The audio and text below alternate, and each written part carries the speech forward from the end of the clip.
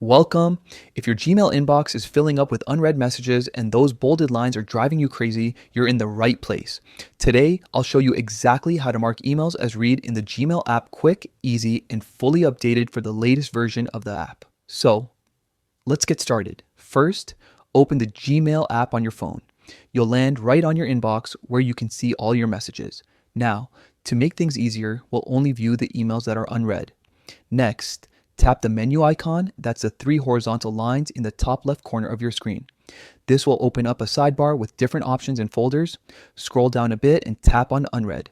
This filter will show only the emails you haven't opened yet. Take a moment to find the emails you want to mark as read.